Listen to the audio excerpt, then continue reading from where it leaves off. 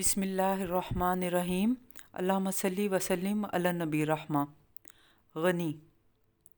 آج سے کچھ دن پہلے میں راولپنڈی صدر کے علاقے میں واقع ایک اسپتال میں بیٹھی تھی۔ یہ ایک پرائیویٹ اسپتال تھا اور میری اپائنٹمنٹ ڈاکٹر سعدیہ گائنیکالوجسٹ کے ساتھ تھی۔ ان کے آفس کے باہر بیٹھی میں اپنی باری کا انتظار کر رہی تھی، اتنے میں ایک شادی شدہ جوڑا بھی وہاں ویٹنگ ایریا میں آ کر بیٹھ گیا۔ عورت بے چین اور پریشان لگ رہی تھی۔ کچھ دیر کے بعد وہ عورت میرے پاس آئی اور بولی، ایکسکیوز می، آپ نے بھی ڈاکٹر سعدیہ کو چیک اپ کروانا ہے؟ میں نے جواب دیا، جی ہاں۔ وہ کہنے لگی کہ کیا آپ نے اس سے پہلے انہیں کبھی چیک اپ کروایا ہے؟ میں نے اسے بتایا کہ نہیں، یہ فرسٹ ٹائم ہے۔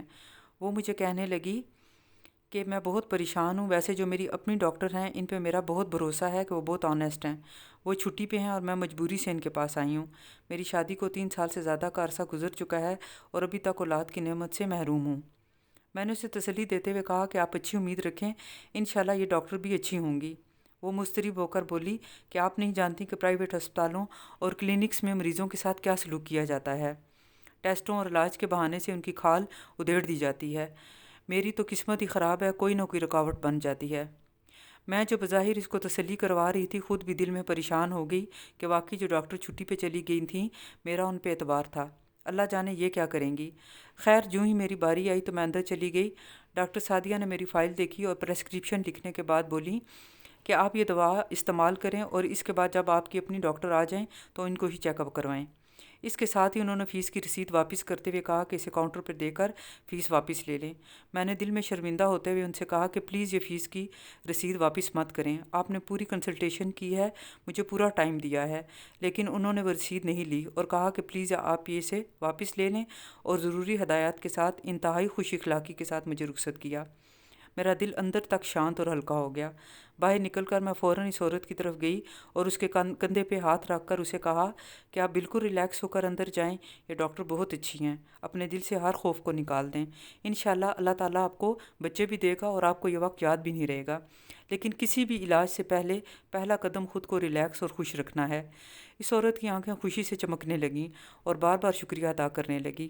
واپسی پہ گھر کی طرف گاڑی ڈرائیو کرتے ہوئے بھی میرے ذہن میں اس عورت کے چہرے کے تاثرات گھوم رہے تھے اور میں سوچ رہی تھی کہ کاش ہمارے ڈاکٹرز، وکیل، سرکاری اہلکار، صحافی، غرض یہ کہ ہر شعبہ زندگی سے تعلق رکھنے والے لوگ اس بات کو سمجھیں کہ اگر وہ دیانتدار ہوں گے تو مخلوق خدا کے لیے کس قدر سکون اور اطمینان کا باعث ہوں گے۔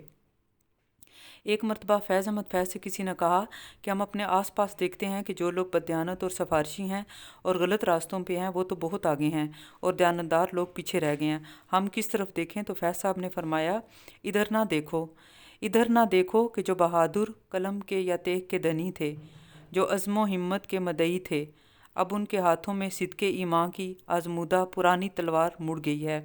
ادھر نہ دیکھو، وہ کج کلاه جو صاحب حشم تھے، جو اہل دستار محترم تھے، ہوس کے پرپیچ راستوں میں کلاه کسی نے گراؤ رکھ دی، کسی نے دستار بیچ دی ہے۔ ادھر نہ دیکھو، ادھر ہی دیکھو، ادھر ہی دیکھو جو اپنے رخشاں لہو کے دینار مفت بازار میں لٹا کے نظر سے اوجھل ہوئے اور اپنی لاحد میں اس وقت تک غنی ہیں۔ ادھر ہی دیکھو جو حرف حق کی صلیب تن پہ سجا کر جہاں سے رخصت ہوئے اور اہل جہاں میں اس وقت تک نبی ہیں۔ ادھر ہی دیکھو، ادھر نہ دیکھو۔